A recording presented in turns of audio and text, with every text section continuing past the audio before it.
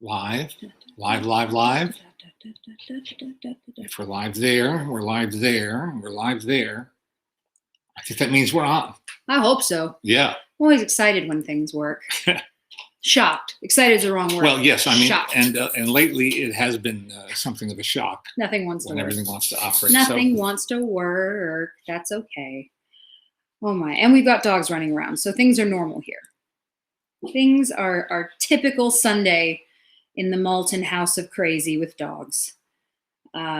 Mitt dogs. Mitt dogs. Hi, everybody. Hello. How you doing? That's an odd angle, isn't it? Would you like me to switch? Would you like me to move it over here? Yeah. Yeah? No, don't. No? No. It's okay. No, you sure? I'm sure of nothing. You're sure of nothing. Okay. Because I can. You want me to? Okay. You want me to try? Yeah. All right. Ready? Twitter's about to go on a little adventure. There you go. All right. Better? Yeah, I think so. Yeah? Okay. As long as you're happy, man. That's all that matters. Hi, Leonard and Jesse from Duluth, Georgia. Hello, Duluth, Georgia. Hello. Happy Sunday, Maltins. Hello, Lynn. Thank you. Peter Minton. So great to see you again. Hello, Peter, great. sir. Great to see you. Great always to hear you. Yeah. Hi from Philo, Illinois. Philo with an I. Mm-hmm. Philo. Hello, Philo. Nice to be with you today and every Sunday. So far, everybody is working. This is exciting for me. Again, I never celebrate early. No. But it's nice when it works. Well, hello. I mean, let's rev up the energy here. You and I both. Sounding good. Yep. Sounding good. So we posted 2 movie reviews. Yes. On Friday. Yes. One we talked about last week, having seen Quiet Place 2. Quiet Place Part 2, I think. Yeah. Quiet Place Part 2. I think they'll understand if you just say Quiet Place 2. Well, yeah. I feel like people can get it from that as well. Yeah. See, that's a habit built up over 40 years of working on my movie being very guide. specific. Being very, very specific. Very specific in how articles, whether it's A or the. Yeah. And things like that. Yep. It's just ingrained in me. It's a habit. We also are very particular about spelling. That's a big one here. Making sure the spelling is right, making sure actors get their names spelled correctly. Yeah. It's someone's got to be obsessive, and that someone is us. And actors sometimes change their spellings. Yes. Well, we did an interview the other day for our show, for the podcast, and we brought up Thandie Newton, who has just recently done an article explaining that her name is actually not Thandie, it's Tandue. But many, many years ago, when people kept getting it wrong, she just didn't want to correct it. And it was sort of a, I think when you're starting off, you just want whatever works. Yes. And that was her feeling. Especially if it's career related. Yeah. It's not just a matter of personal vanity. Yeah. So she just did an interview about this and said, that's actually not how you pronounce my name. I changed it because that's what people were saying, and I just kind of went with it. And I would like you to say my name correctly now. So yeah, Tandue. And turning the clock back about 60 years. Yeah. I've always called the actor who was popular for many years Tyrone Power, and that's a phonetic punctuation, pronunciation. But he introduces John Ford's film. He does introduce John Ford's film. Yeah. I don't know what you're talking about, but I'd like to help you. It's the film that he did with the Abbey Players in the late 50s that I'll think of in just a moment. Eventually we'll come to you, yes. And last week, I think I called Ingmar Bergman's film The Silent Spring instead of The Virgin Spring. So that's my mea culpa for the first quarter hour of this conversation. Anyway, Mr. Power introduces this movie and says, "Hello, I'm Tyrone Power." He says it. We hear him say that out loud. Tyrone, not Tyrone. But go correct 50 million. Well, I think that's the thing for most people is it worth the conversation? But for something like that, I like that she has said something now, and we'll call her whatever she wants us to call her. Sure, sure. I've had this conversation with the Tsar of Noir, Eddie Miller, about the author of the Maltese Falcon and the Thin Man, Dashiell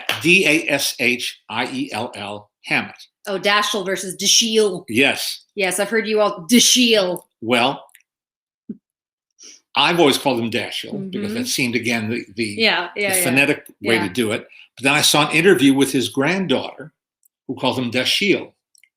I've listened to the radio show Adventures of Sam Spade, where they call him Dashiell. The announcer on the show calls him Dashiell. And Eddie says he kind of tries to lay it somewhere in between. Dashiell. Dashiell. Well, anyway. Yeah. Mr. Hammett. If you were wondering, this is how we spend our free time. Yeah. Well. How do you pronounce? How do you spell? A Scream Tarzan just passed. A what? Is that a dream? Is that a fever dream? Did you think you just saw Tarzan? Don't think. I'm looking to see, is there any Tarzan behind? I don't think we have anything Tarzan related behind us. Nope. Not at the moment, at least. I think the nearest Tarzan is in the kitchen. In the kitchen, yes. There's a Tarzan in the kitchen. Because why not? For Tarzan ice cream cups. Yes. Hang on. Obviously, we have an ad for Tarzan ice cream cups. Duh. What do you keep in your kitchen? My dad will try to go with the theme of a room on occasion. So in the kitchen, he tries to put all things food related. Yeah. So we have a number of adverts in there that are food related that I enjoy very much. There's the Annie Oakley. Yes, Annie Oakley's favorite. Yeah. Hostess Twinkies, Snowballs, and Cupcakes, featuring Gail Davis, who I got to meet. Yeah. And who I watched as a kid on the Annie Oakley TV show, and got to meet. She lived, I think, in Toluca Lake, where we lived for a long time. And what a sweet woman. What a very, very nice woman. As sweet as her smile. I hope you said, "Hey, you're in my kitchen." And that's always funny. How does one, for some of the stuff we have in our house, like all of our bathrooms, I think I've mentioned this before, people go to the bathroom in our house and they're gone forever because we have stuff in the bathrooms as well.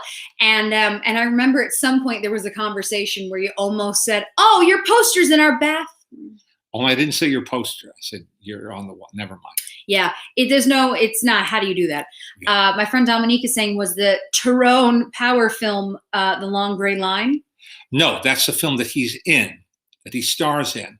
This is, see, I would look this up on my mobile device, but we're using all our mobile devices. Would you like me to look it up on my mobile device? Yes. Yes. It's the rising of the rising of the moon. The rising of the moon. You beat the internet. I beat the internet. Bravo, my friend. My dad gets really excited when he can answer it before I can look something up. Again, small victories. What is your view on the Amazon MGM merger?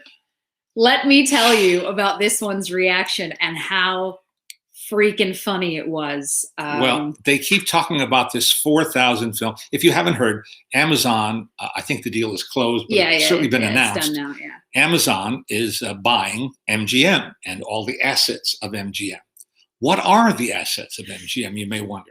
Well, it's none of the famous classic MGM movies. Those were all purchased in, I think, 1986 by Ted Turner, which is how Turner Classic Movies, exists. And so it's really, they're buying the United Artists Library because MGM acquired the United Artists Library. What's in the United Artists Library? Well, none of the films by the original United Artists. This is a fun game. I enjoy this game. So what they're essentially buying is James Bond and Rocky and a lot of other stuff. I mean, there's just some good movies. Somebody posted about 100 United Artists movies, 12 Angry Men, Rain Man, a number of very creditable and award-winning movies, and some very successful TV shows, current and recent.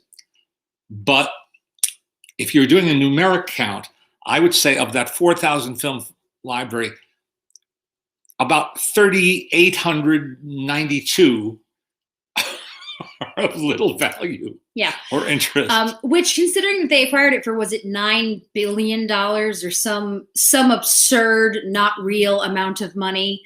My dad and his friends were sort of collectively going, Really? But hey, that library does include every episode of Highway Patrol starring Broderick Crawford. All the Ziv television series are in that library. They're hidden gems if you sift carefully. One must sift. Yes. Jonathan's saying it's Mel Blanc's birthday. Well, the one, the only, the king. If you are not familiar with the name Mel Blanc, look him up because it's a name you should know, mostly because every single person has heard his voice at some point in their lives, because he's one of the most famous voice actors. Yeah, he was the first really famous voice actor. I mean, Walt Disney was doing Mickey Mouse before, and Clarence Nash was doing Donald Duck before, and Pinto Colvig was doing Goofy. They got no credit. Yeah. And Mel Blanc got no credit at first, and then he negotiated himself credit with Leon Schlesinger, his producer. And because Mel Blanc is Warner Brothers. Yep. Mel Blanc is damn near every character. The only two characters he didn't do, he did Bugs Bunny, Daffy Duck. He created a lot of these voices. Yeah. He actually created so many of these voices. Bugs Bunny, Porky Pig, Daffy Duck, Sylvester and Tweety. Fuffer and Fuckatash. Yosemite Sam, et cetera, et cetera. He did not do the voice of Elmer Fudd. That was done by a radio actor named Arthur Q. Bryan. And they got on well, apparently, and of course worked very successfully together for many years. When confronted by a grizzly bear. Why flat on the ground remain absolutely motionless. Yes. Above all, remain absolutely motionless. Anyway, it's a sad life. Mel Blanc, and of course he also was a very busy radio actor, and worked for decades with Jack Benny, and did a lot of very, very funny stuff. Yeah. Legend, truly a legend. We don't like to use. There are so many words that are overused. Awesome being one of them. Icon. Iconic. Yeah. Icon, iconic, legend, legendary. So when we do use those words, we mean them. Yeah. Mel Blanc was a legend and an icon. Yeah. And as I say, if you do not know his name, he's very much worth knowing. Let's see. What movie genre do you think needs a comeback? Well, I'm a Western fan. What movie genre needs a comeback? Just good movies. Yes, good movies. Yes. Good movies would be great. I would subscribe to that. Yeah. And Westerns. You love Westerns. I love Westerns. And Westerns are very successful, as they have been for a while, on cable TV networks and the streamers as well. Yellowstone is, I think, one of the most watched shows on the air right now, if there's such a thing as air anymore. And so there are some other Westerns in development, I know. But that's compared to when I was a kid. Not only did they show all the old Saturday matinee Westerns, Roy Rogers, Gene Autry, Hopalong Cassidy, all of that, but every major star made at least one Western. Yeah. Jimmy Cagney made a Western. Humphrey Bogart made a Western. They didn't seem the likeliest candidates, but they did because everybody made at least one Western. And that continued through the 60s, even spilling into the early 70s. And in the late 50s, there was something like 36 Western television series on the air. It's what, sir, madam, if you want to go kill something outside, go kill it. There you go. You go get that nothing. You tell that nothing who's boss. Sorry. Robert Loggia. Yes, Scorsese's making one. Yeah, Scorsese's making a Western. Oh yeah. And that's, it's one of those things where I don't think there's a specific genre that I think of, because everything goes in cycles. You know this. Everything goes in cycles. You're going to get 87 alien movies, and sci-fi seems to continue to be something that's just really popular. So there's a lot of that. But then you'll get, a bunch of Law and Order type shows or movies. You'll get, it's like things sort of just go in shifts. So in time, turns back around. Musicals. There are a number of musicals. I think there are 8 Josh Clement. I don't know if you're watching it, Joshy, but I think it's 8 or something. One of my best friends, he keeps track of all of this much better than I do. And there are something like 8 or 9 musicals that are going to be coming out in the next few months. In the Heights being the first. In the Heights is about to come out, I think next week or something. It's soon. In the Heights is soon. Based on the hit Broadway show. Lin-Manuel Miranda. There was just an announcement. John M. Chu, it looks like, is going to be directing Wicked. They've been talking about the Wicked movie for ages and ages and ages. And I was actually thinking about it because I was trying to remember when I saw it first on Broadway. And it's like 15 years ago that I saw it. And they've been talking about the movie since then. But now it looks like it might actually be coming. We'll see. What did you think of the new West Side Story trailer and how Spielberg is envisioning? Oh, dear. Oh, dear. Mabel. These are our new puppies here. One is a literal puppy, and one is just past puppyhood. But they're both nuts. Yeah. You're both tiny menaces. Yes, you are. I don't know. They're just barking. I saw crazy. I saw that same trailer you did on the Oscars, and I was impressed. So that makes me hopeful. I keep saying that for me, my hope, and I have faith because it is Spielberg, my hope is that I don't think he's looking at this as reinventing the wheel. Mm-hmm. You know, some people want to really put their stamp and make it, this is mine, and here's all the ways I'm changing it. My hope is because it's Spielberg and because of the way he is, I don't think he's going to change a ton. I think it's just going to be updated. And it would appear that they're also using a lot of the original choreography, which you should, because why would you mess with perfection? So yeah, I think we're just fingers crossed. Yep. Like with everything, our fingers are just crossed. Yep. Kevin Maynard says, "Hi guys, did you endure Cruella? I hated it. I didn't because I didn't want to. They did. My mom and my dad did, and you didn't hate it. I didn't hate it. I wouldn't go quite as far as that, but I sure didn't come out a fan. Yeah. And the opening, the first plot turn, which you know because you have seen this, but I'm not going to reveal it because I checked it. It's not in the trailers. They don't give it away. Is just unspeakable.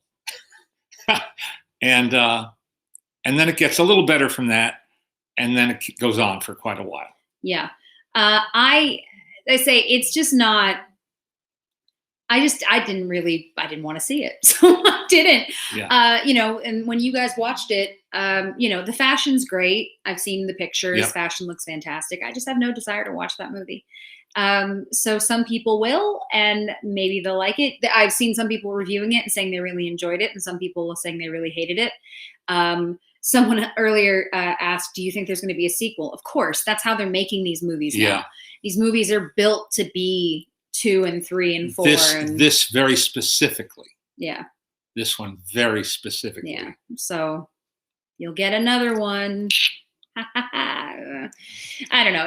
I don't feel the need. I just don't know why they keep remaking. And I mean, I guess with this, at least they did something different. Yeah, well, they certainly did. So they changed it up. But yeah, I just don't come up with something new, my friends. Like there has to be. What are some underrated film noirs you hold dear? Well, it depends on what you consider underrated. Thanks to Eddie Muller, the aforementioned Eddie Muller.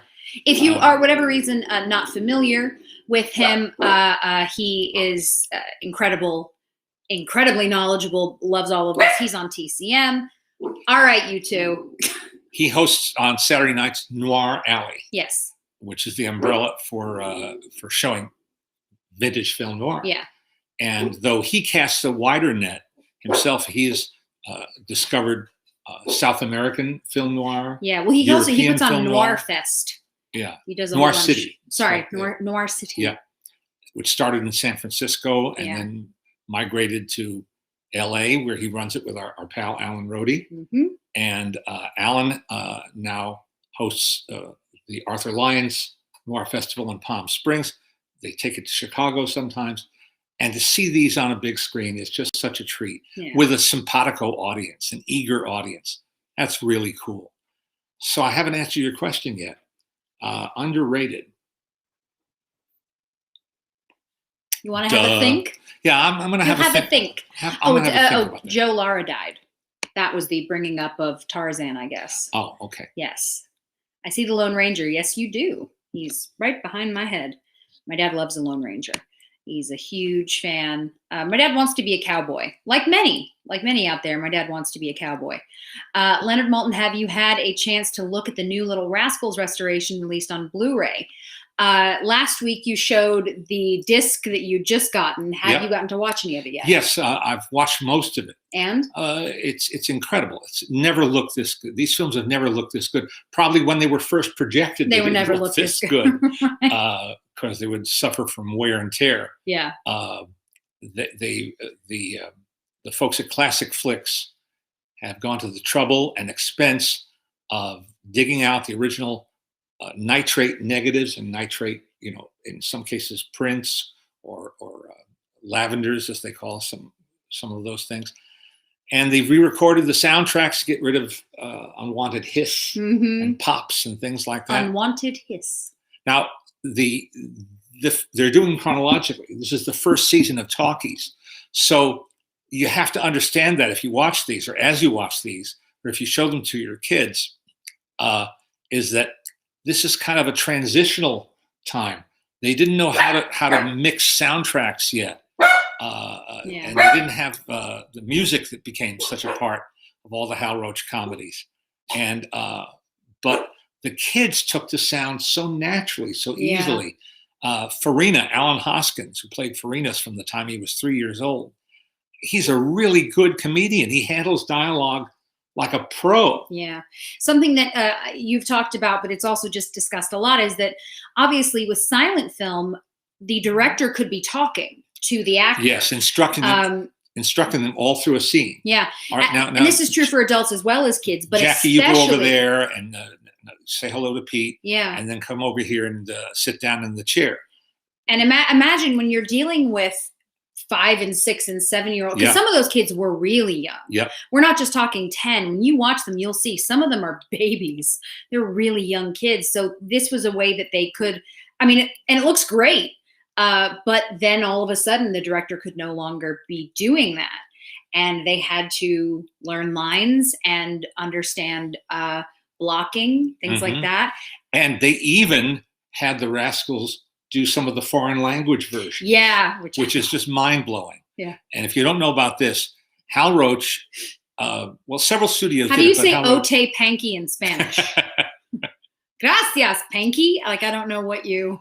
Hal Roach and I guess MGM, his distributor, had the idea that when talkies came in, they would no longer be able to sell their films around the world by just changing the title cards. So they hired translators to transcribe all the dialogue for Laurel and Hardy, for Charlie Chase, for The Little Rascal, for Harry Langdon, and wrote the dialogue out on blackboards, and then made the scenes as short as possible so they didn't have to memorize too much. Donde está Steiny? Sorry, I'm just imagining. And they have shown, TCM has shown some of the Laurel and Hardy results, which are wonderful. And of course, the best part of it was that their attempts at pronouncing words in these languages, if they did it badly, just added to the humor. Apparently, Spanish-speaking audiences thought they were funny. And so it was a win-win situation there. But imagine being 6 or 7 years old. Well, of course, those kids are sponges, aren't they? Yeah. And being coached on how to say donde es. Donde está Steiny, yeah. El pero es, I can't even. Anyway, they only did it for a year or two and then decided there had to be a better way. And there was. But it is really interesting. As I say, I can't imagine how nervous they were ahead of time, realizing that they could no longer direct the kids out loud. But as I say, the kids really, they took to it and they did really well. And something that always makes me happy with Little Rascals is that your kids still enjoy them. Yeah. When my dad shows them to the students, they still laugh. And a lot of them they're really funny. And in part just because they're so, the kids are great, but it's also just, they're well done. Yeah. And they're very endearing. Now, a question that I know comes up a lot, of course, is why there are Gang and the Little Rascals. Well, and that's a whole. It's complicated. They were always known as Our Gang. That was the title. But Hal Roach used the term rascals interchangeably with that. In fact, the main title for the first or second Talkie Railroad says Hal Roach presents his rascals voices. His rascals apostrophe voices in Railroad. And so when he sold the property to MGM and then wanted to reissue the original films and release them to television, he couldn't use the name Our Gang anymore. So he just called them Little Rascals officially. So fun. These little kids are so funny. It is like, I will say, having these two new puppies, because they are young. Again, Mabel will be 7 months and Logan is somewhere between 1 and 2. It's like having toddlers running around your house, and there are toys everywhere. There are toys absolutely everywhere in this house. And they have right made now. some things their toys that weren't intended to be toys. Yes, my dad's been reading a book, and Mabel took a shining to it. Very thick book. Very thick book that she very much enjoyed chewing on. Hey, I think that she clearly is into reading at a young age. I think that's great. We should encourage it. Just please don't chew on my dad's books. That is not ideal, my darling. Yeah, Chris, exactly. Precious little floofs. They're lucky they're cute because they are both ridiculous and so funny. A bunch of people are also posting about Unwanted Hiss was my band name in college. Ken, you and I are going to start up a band and we're going to bring it back. And I'm very excited. Well, if you ever turn on closed captioning, you'll learn the phrase indistinct chatter. I love, there's so many. My favorite is the description of the music, where it'll say angry music, ominous music, tense music, loud thud. Yeah, big fan. Are you two going to show up on Jerry Beck's Twitch channel? I did not know that Jerry had created Twitch. Well, that's what he's doing with Mauricio. Oh, I forgot that they were doing it together. Yeah. Well, obviously, you've known Jerry for how many years? A long time. 40 more. Oh, yeah, that's right. You're 75th, 50? 50?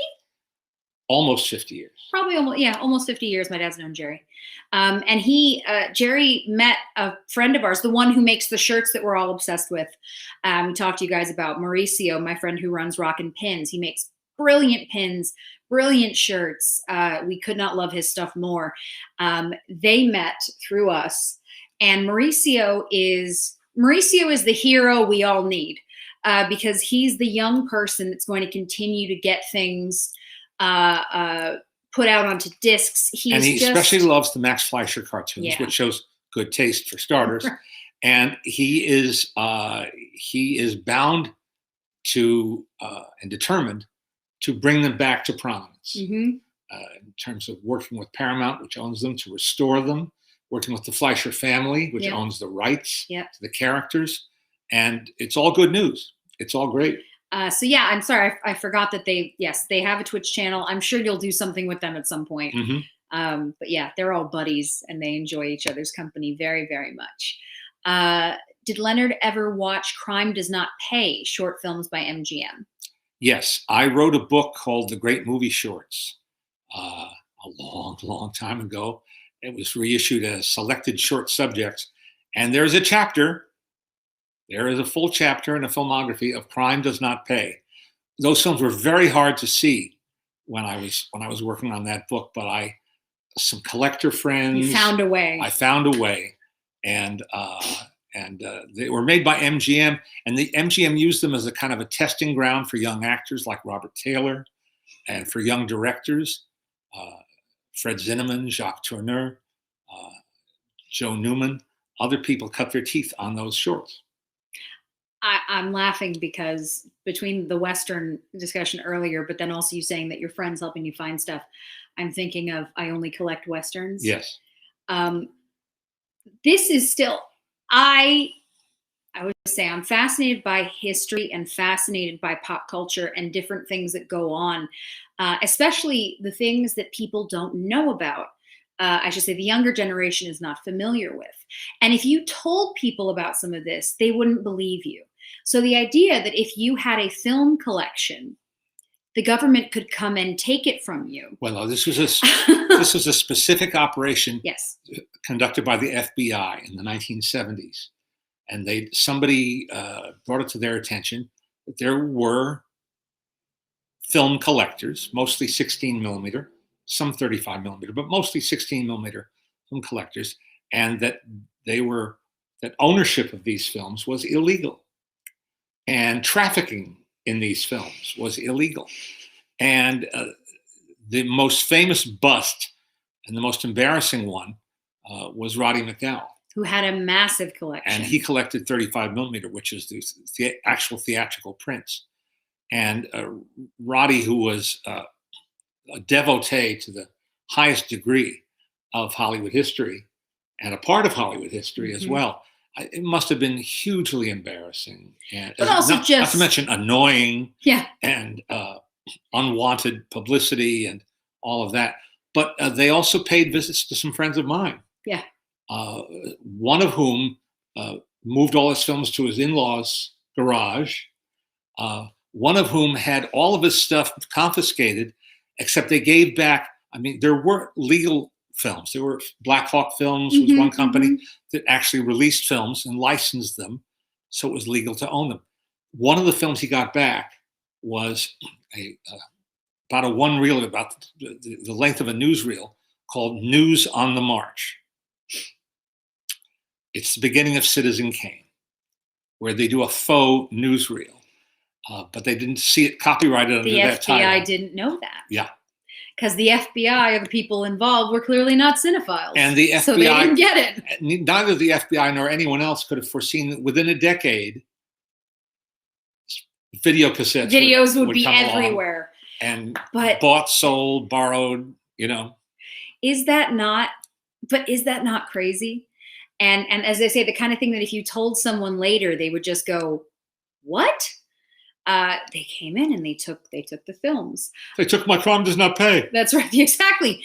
It's just nuts. That leads into, as I was combining laughing about two different things, but the other one being okay. Well, one of my dear friends. Hang on. This is a very important story because if you're someone who collects anything, this will now give you an answer when a friend says they want to borrow something.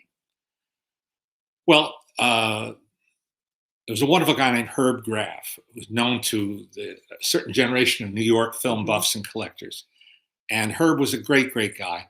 Herb was the matchmaker for Alice and me. So without Herb, I wouldn't be alive. Yeah, so I'm very grateful. We owe him a lot. And he got a call one day. He lived in Brooklyn. He got a call one day from a student who'd been given his number by a film professor at some school, I don't remember which. I said, hello, Mr. Graff. My name is Ken Zlotnick, and I'm doing a term paper on the films of Fred Astaire and Ginger Rogers. And my professor told me you had all of those musicals, so I'd like to see them in chronological order. Could I set up a time where I could come over and watch these? And Herb, not wishing to be unkind, not wishing to get into a long conversation with this guy, said, I don't have those. And the kid said, but Professor such and such said I only collect Westerns. It's a brilliant retort. It cuts the conversation short. Because what is the guy going to say? You're a liar? No, I know you have these movies. How dare you? So as I say, when someone comes to you and says, I know you have a really large collection of X and I would like to borrow this, this, and this, you just say, I only have Westerns. Now, on the other hand, my hero and Herb's hero and mentor, William K. Everson, the late, great William K. Everson, was the kind of generous soul who would answer a knock on his door at 10 o'clock at night from a total stranger saying he was dying to see Lost Horizon. And Bill would say, well, come on in. I'll find the print and I'll thread it up for you. He was talk about generous to a fault. Yeah. That was Bill, and many of us remain in his debt. But I love the quirkiness of the people I grew up around, and my dad was really. You also grew up around a number of them. Oh, sure, and there were people who had specialties. That was the Western guy, that was the horror movie guy, this was the silent film guy, and they were mostly guys. Yeah. And so my mom always says when she walked into one of those rooms, it was very lonely. But yeah, just funny stories and all these things that I can't help. As soon as someone says something, I laugh. Ben has an excellent little joke here. Okay. Because you said that the Roddy Mcdowell was the biggest bust, and he says, "I thought the most famous bust was Mae West." But it was very nice, Ben. I enjoyed the joke. I enjoyed it immensely. Let me pull up some questions here. Okay. Could you tell us how different and difficult it was to be a cinephile in the not so old days? Well, to be honest, I'll start off by just, it's funny, but it's a bit of both. On the one hand, nowadays you have YouTube and a million different streaming sites, and something that a number of the people that we interview for our show will say it's crazy for them, because now with all the different streaming services, people are seeing their movies that they never saw. Films that didn't get much of a response initially are now sort of getting another life online, and that's been really cool for them. Again, something that, just because something is popular now does not mean it was popular when it came out. Yeah. Does not mean it was a quote unquote box office success. So, on the one hand, we have so much at our fingertips, and we're so lucky. That's the biggest single difference between now and when I was a teenager getting into this. Mm-hmm. Access to the movies. But I went so far as to, on several occasions, try to force myself to go to sleep early on a school night, set my alarm for like 2:15 a.m., try to hope to wake up before everyone else heard it in the house, and then tiptoe over to the television set and watch My Man Godfrey or 20th Century, or a film that wasn't playing at the revival theaters, if at all, mm-hmm. and stay up and watch it and enjoy it, make little notes, and then try to get back to sleep so that I could wake up and go to school in the morning. I mean, that's how far a person had to go. And in terms of access to some of those shorts, the only place I could see some of them was at the Library of Congress in Washington, D.C. So I would wake up early on those days and go to the train depot in Newark, New Jersey, and take the Metroliner, a 3.5-hour ride, as I recall, to Union Station in D.C., and walk up the hill to the Library of Congress. And I have arranged all this ahead of time, of course, and spend the day screening on what they call the flatbed viewer, 35 millimeter prints. They wouldn't let us do that today, mm-hmm. Of films that were only there because they were registered for copyright with the Library of Congress. That's how they had this sort of accidental collection of odd and rare shorts. And at about 4:45, they kicked me out, and I'd walk down the hill and take, I think, a 6 or 6:30 train back to Newark. But this is so, as I say, on the one hand, access, it's amazing. And even just the fact that there are these groups now, you can go online and find other people that like what you like. It's amazing. But the difference is, my dad used to be able to call someone up on the phone. Or in the case of, as you're talking about Bill Everson, William K. Everson, somebody could knock on his door and he would let them in. I think the big difference there is just that because it was more personal, there were relationships made that would be much harder to make today. You always say the white pages were one of your greatest resources. The Manhattan Telephone Directory, great resource. Because people were not as afraid. People were listed who now would never in a million years be listed. I was just telling somebody about I have a video cassette of a TV special from 1956, I think, called Inside Beverly Hills. And at one point, they're interviewing Harpo Marx and his wife Susan and their kids. They're all standing in their front yard. I forget which street they lived on. And they're saying, well, right over across the street there is Jack Benny, and next to him is Lucille Ball, and then Jimmy Stewart on Roxbury Drive.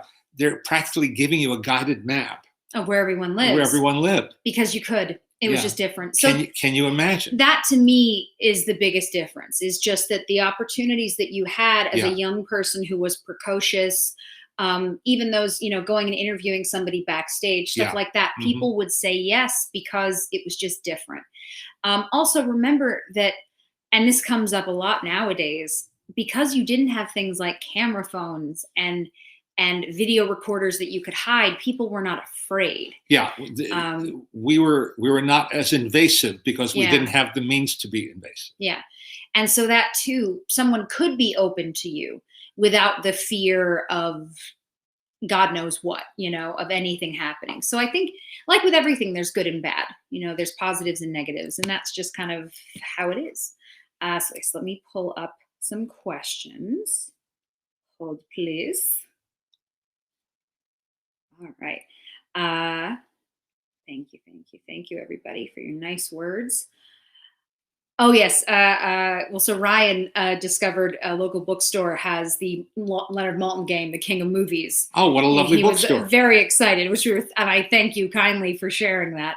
Oh, yeah. Amy says, happy Sunday. Started watching some Charlie Chase this weekend, and I am a fan. Thank you so much for speaking highly of his work. I'm so glad you tried it, Amy, and that you enjoyed it. I think he's a delight. I'm a big fan, and obviously my dad adores him. So silent comedies are great, and some of the sound comedies are also great. Slowly but surely, you will bring people to the Charlie Chase side. Yep. That is your mission. Carl says, have you seen the documentary Seaspiracy on Netflix? I have. I don't think you have. No, I haven't. Do you know what it's about? No. It's in part, it gets into sort of the fishing industry and what it's doing to the world. Spoiler, it's not good. Not the movie, the information is just upsetting. But his follow-up question is, what's been your favorite doc this year so far? We talked a little bit about this because things came out in such weird ways. Yeah. That there was something like Time, which you enjoyed so much. Yes, Time is really, really good. Yeah. If you go to my dad's website, you can look up some of the more recent reviews starting this year. They're all there. There are a number of reviews that you really, really enjoy. A number of docs that you thought were really, really good. What's the Cold War one? Remember? I can look it up. As I say, if you go to leonardmaltin.com, it's all there. But there's a handful that you've seen. And then I'm a documentary nut, so I watch everything that comes out. You and Mommy just watched that Pharma one. The Alex Gibney's 2-part HBO called The Crime of the Century. Yeah, which I did not watch because it was just going to make me angry. It's a chilling account. Just didn't need to. Being that I am a professional sick person and I spend all my time at doctor's offices, I did not need to watch that and just get angrier. But worthwhile, of course. Collective. Oh, yes. Collective is the other doc that you really enjoyed. And spoke about. As I say, they're all on the website. You can find them very easily. I like this one. Collective, which was nominated for 2 Oscars. Yeah. One is Best Documentary, one is Best International Film. Yeah. I watch all the Netflix docs. I watch everything that comes up. I'm always fascinated. Even sometimes the information is more interesting than the film. Mm-hmm. And that's okay too, because maybe it inspires you to learn more about whatever it is that, the documentary focuses on. I like this question. Was Cruella really necessary? In my opinion, no. No, and surely there are other things you can come up with. I mean, there are creative people in the world. Surely someone can come up with something that has not been done. One would hope. More than once. Yeah. Jordan says, Leonard has mentioned that back in the 60s or 70s, he spent a lot of time on the MGM backlots. I'm curious why, and can he tell us about some of the amazing things he saw there? I did not spend a lot of time. I got to take a tour. At that time, Universal was enjoying its first flush of success with the Universal Studios tour. Mm-hmm. So both 20th Century Fox and MGM devised tours. Now Universal, pretty early on, started doing stunt shows and other kinds of things because they had nothing really to show you. They weren't shooting very many feature films. In fact, what they mostly showed off was, here's the dock where McHale's Navy,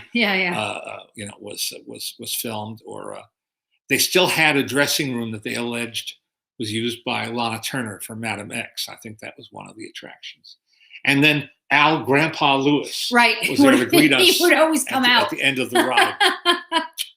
But I love that. Fox did a pretty decent job. They had much of their backlot intact, and they did a stunt show as well.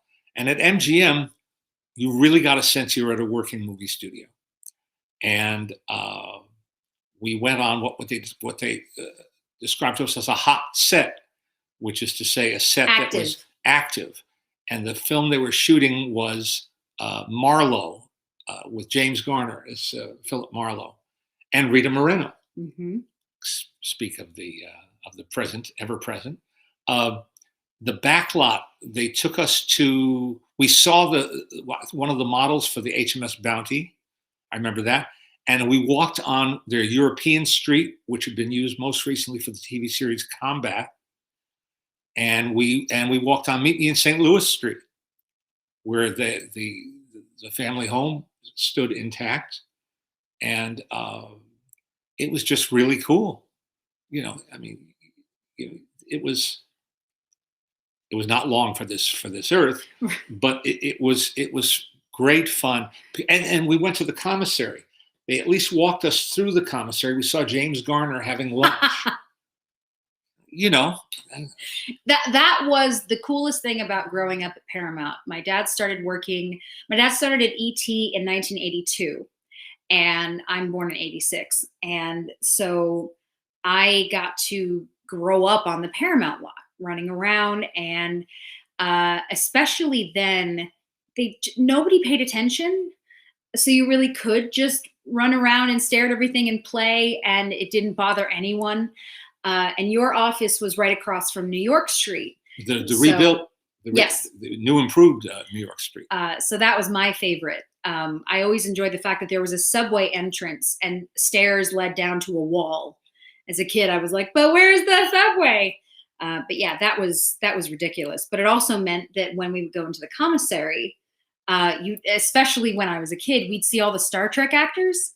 And you're standing next to someone whose face is mushed, or they've got, giant Vulcan ears on or something like that. It was rather surreal as a child to be there. But it's very, very, very lucky. I would love to work as a film historian. What's the best way to get started in the industry? Well, if you look in the yellow pages, there's no category for film historian. And it's a self-anointed title. So I admire your goal, and I wish you every success. But you will probably have to make a living in some other way. I'm not saying abandon the idea of being a film historian, but you may find that you would find likelier work as a librarian. And that would give you the ability to use your knowledge to maybe run a film series at the local public library, or at one of your schools in your neighborhood or your town. There are different ways you can apply your passion for film, but very few of them will earn you a living. Yeah. That's the hitch. Yeah. I mean, I will say that for the most part, our friends, all these people who are film historians and animation historians, you name it, it is in general a kind group of people, and they're really excited to share. So if there's someone in particular or a place that you're really into, whether it's the Academy, they have archivists, and you might be able to volunteer or help in some way. that to me is always the best thing is find humans and try to connect with the humans. And as I say, either offer your time, because really that's what it's going to come down to. What is your knowledge base, and how can you find other people that you can sort of join, and be a part of. And as you say, there are my grandma, his mom, at her old apartment building ran like movie nights, and my dad would send her tons of DVDs and cassettes and stuff like that, and she'd show them for the people in her building. It's a small thing, but in a lot of places people would love it if you just start up a group and show old movies somewhere. I think that's really sort of the beginning, is looking for other people who like what you like, and depending on where you live, figuring out where your resources are. But a lot of people are very kind, and as I say, they're happy, especially with young people. They're happy to bring a young person in, because you need young people. They're the ones who keep it all going. If you're sincere, and enthusiastic, I think you'll find people responsive. Very much so. First movie you recall watching on TV as a child? Boy, it would have been a Laurel and Hardy movie, most likely. Yeah. Most likely. Because I watched them every day. As I watched The Little Rascals every day. I don't have a better answer to that. I don't have a more interesting answer to that. But you watched, you always say that for you, TV was a living... Yeah, TV was a living museum of movies in those days, late 50s, early 60s, and beyond. And beyond. I did my basic training, a lot of my basic training, until I was old enough to travel I lived in the suburbs in New Jersey, so I was old enough to go into the city and go to the Museum of Modern Art for their screenings and to the revival theaters. TV was a huge resource. What is your favorite Cary Grant movie? Ooh, boy. Well, His Girl Friday. Because it's one of the best movies ever. Yeah. Ever, ever, ever. And it really, really is.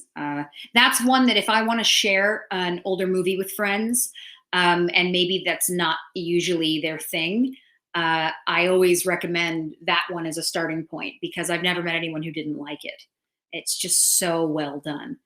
All right. Ken is saying, in reference to Memorial Day, any favorite classic World War II films? I like a lot of them. The one that I really like a lot came out at the end of the war and was not successful when it came out, because people wanted to sort of put the war behind them as best they could. It's a 1945 movie made by John Ford called They Were Expendable, with Robert Montgomery and John Wayne and Donna Reed. And it's about the PT boats and the implementation of PT boats. It's a really, really strong, well-made film that doesn't date badly at all. That's the first one that comes to mind. Yeah.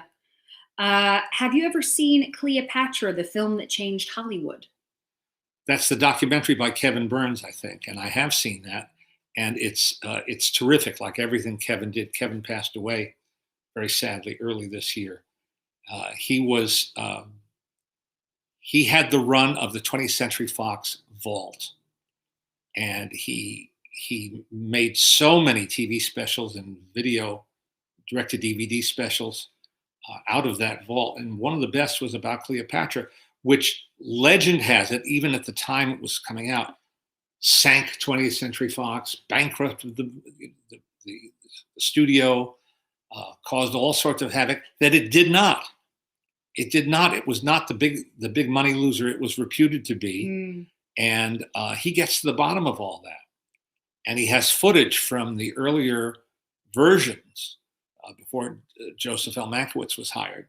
Some Ruben Mamoulian's footage, I think, is in that documentary. It's so good. I haven't seen it in a long, long time, but I remember being really impressed. It's, this whole thing, print the legend. Some things just, the story is better and the truth, than the truth, but you understand why it sort of exists that way. Let's see. Have you seen Walt Disney's True Life Adventures, like the Academy Award-winning Seal Island? Yes, Seal Island was the first. Seal Island was the first, and it was a short subject. And no one understood why Walt was pursuing this, including his brother Roy, who was, the head of sort of the business brains of the outfit, Walt being the creative brains of the outfit. And RKO was then the Disney distributor, all their feature films and cartoons. They had no interest in this nature short. And so Walt self-released it. Like he convinced the theater owner to show it or maybe rent it out the theater. They call it four-walling now. And then, like everything he touched, he had a nearly perfect Midas touch because he found it interesting. Audiences found it interesting. And because he wanted to do more of those, he did, and eventually got a slew of Academy Awards and really helped invent the genre of nature film with The Living Desert, The Vanishing Prairie, all the others that follow. Yeah, amazing. I know you have some collectibles to share. This is something I just found. I'm spending this part of the pandemic organizing. Oh, is he organizing? Boy, is he organizing? There's a lot of stuff to every organize. every day. But you'll find this particularly interesting. It's called How to Tap Dance. It's a softcover book by Nick Castle.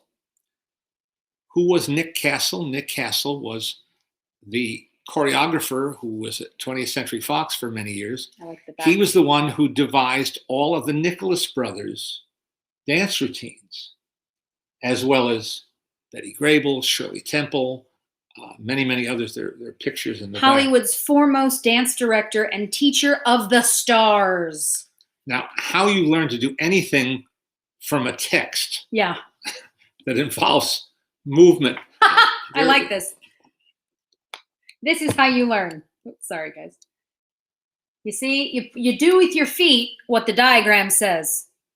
Diagram tells you, and then you learn. Isn't that cool? It is. It really is. Oh my God. There's a whole thing of explanations of different terms. Dig heel, flap heel, triple heel, quint tap. Oh my gosh. That is wild. You can learn the Carmen Miranda step, samba boogie tap.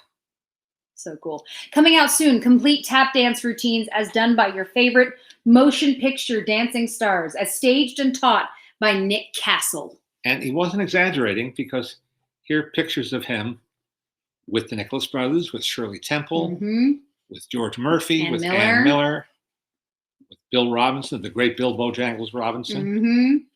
So he's the real deal. And his son directed a charming movie in the 80s, late 80s, I think, called Tap, starring Gregory Hines. Which is wonderful. With Sammy Davis Jr.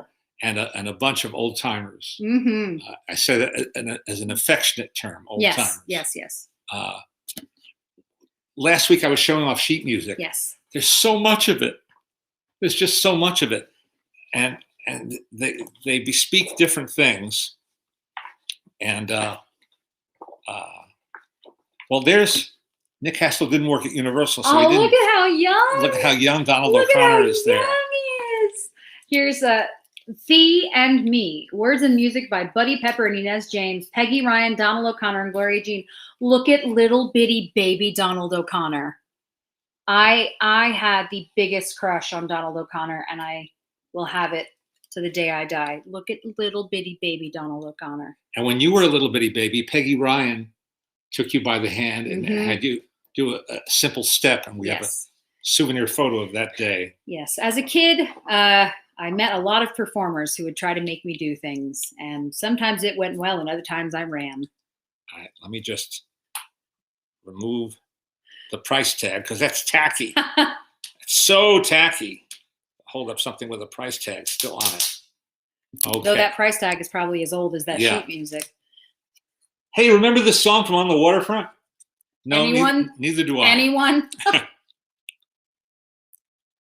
But there was a song associated with, or allegedly associated with, one of the most notable things about that very notable film is that it has a score by Leonard Bernstein. Yep.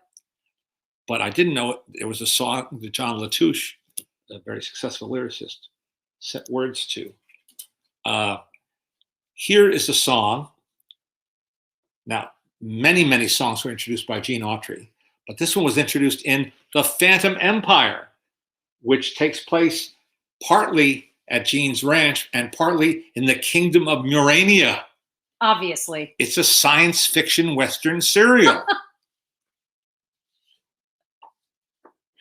Oh, man. He looks young here, too. Well, he is. He's a baby It's his face. first film. Wow. The Him Phantom in the middle, Empire. if you're not familiar with Gene Autry. A mascot serial. Yes. Should also just mention, if you do live here in LA or if you're visiting, you should go to the Gene Autry Museum. It's fantastic. Oh, and let's give equal time to The King of the Cowboys. King of the Cowboys, Roy Rogers, the man from Music Mountain. That's right. Roy Rogers. And when my dad met him, I don't know if it was that first time that you met him when you had the Leonard Slut, the conversation. Yes. My dad wanted him to do a little bit for Entertainment Tonight. And Roy said to him, "What's your name again?" My dad said. I said, "Leonard, same as yours." Because Roy Rogers' real name was Leonard Sly. And so he smiled. He said, "I'll remember that." Yep. So here he is. And again, if you're not familiar with the Cowboys from the famous Westerns, it's really interesting. They had such fascinating careers, and many of them had either museums or something. There's a place about, I guess, 2.5 or so hours from here that does a film festival. But one of the things that it's known for, it's called Lone Pine. One of the things it's known for is that that's where they shot a ton of the Westerns. And not anymore, but when I was a kid, you could still find bullet shells from where they shot stuff. And that was really fun. And they have a really lovely little museum with some very cool stuff. It's a terrific museum. Yeah, with really neat stuff in it. This Mandolin Serenade. Composed by Charles Chaplin. That is. But this is a piano solo. There's not a flattering photo of Mr. Charlie Chaplin there. This is from when he was exiled from the United States, and he made a film called King of New York. Now here's an actual song that became a hit and then a standard, written by Rodgers and Hart. Isn't It Romantic? Introduced by the great Maurice Chevalier in the wonderful film Love Me Tonight. Oh, hey Jesse and Leonard. This past Friday, I went to the Bowers Museum in Santa Ana for the Inside the Walt Disney Archives exhibition, and it was amazing. Plus, I saw an outdoor screening of Fantasia. That must have been so cool. Oh wow! I know Becky worked really hard. Rebecca Klein, who runs the Disney Archive. I know she worked really hard on that, and people who've gone have just loved it. We haven't had a chance to get down yet because it opened during COVID. But we've seen a lot of what they've done, and we know Becky, and she puts everything into what she does. I want that one to be the last one we share because it makes me laugh. All right. This is a song from the only Betty Boop cartoon made in color, which is to say 2-color Technicolor. Yep. And it's one where Betty's out of character because she's playing not Betty Boop. She's playing Cinderella. Cinderella. From the Paramount picture Poor Cinderella, a Fleischer Studios production starring Betty Boop. Look at that. Words and music by Charles Tobias, Murray Menscher, and Jack Scholl. Ta-da. And then we will end today with this. Popeye Song Folio. This art, we should make you a shirt with this art on it because it's fantastic. Isn't that great? Look at this. Look, even Eugene the Jeep is there. There's Eugene the Jeep, Sweet Pea, Wimpy, Olive Oil, and Popeye singing their little hearts out. That's right. 24 complete. 24 complete and original songs and cartoons, including I'm Popeye the Sailor. That is so cool. Look at them go. Wow. Oh, great illustrations inside too. This is coming out of the middle, but I'll show you just here's some of the illustrations. They're great. It's another good one on the other side. And this is why, if you weren't with us last week, my dad mentioned, if you want to buy a movie poster, but they're insanely expensive, a great option is the sheet music, because a lot of times they use very similar art. They're unique, and most of the time they're inexpensive. Like anything, they can get very expensive, but a lot of times you can find really neat this stuff. is the kind of thing you can find at garage sales, estate sales, kind of those antique malls with little dividing lines between one merchant and the next. Yeah. And they haven't had the time or the interest to really research the sheet music. So sometimes you can still get a good deal. Yeah, which is very exciting. So if you can find one of these things for $5 and it gives you pleasure, it's a win. It's a win. And if you play the piano, it's a real yeah, and if you can actually read music, that's a whole other thing. Even better. But you haven't played your piano lately, actually. No, I have to do that. I have to do that. It's a shame we're not all locked at home for the most part. You can say, yeah, that's my favorite. Is sometimes I'll be sitting in my room's downstairs, and sometimes I'll hear the piano going. It's like, oh, Leonard's back. Leonard's back at it. We love it. We love when you play the piano. Anyway, as always, my friends, thank you so much for joining us. We really appreciate it. And we will be back next Sunday, as we always are. And again, you can send us questions anytime, but also just sitting here with us live. We try to get through as many as possible. We are on the various social places at Leonard Maltin, at Jesse Maltin. We're easy to find. And we posted 2 current two reviews on the website, leonardmaltin.com. And we're still playing, as our current episode of our podcast, our conversation with the great Ben Burt. So fascinating. What Such an a fascinating guy. Man. I cannot recommend him or it enough. We've been really lucky the last few weeks, especially just interviewing people that we absolutely adore. We've had a blast. And again, those episodes are free. Maltin on Movies podcast. It's free. It's there. You can listen to it anytime you like. So there you go. You don't have to set your alarm and wake up in the middle. No, of the you don't night. have to wake up in the middle of the night to listen to one of the episodes. You can just do it whenever you feel like it. Anyway, guys, everybody stay safe. Be careful out there. And we'll see you next week. Bye-bye.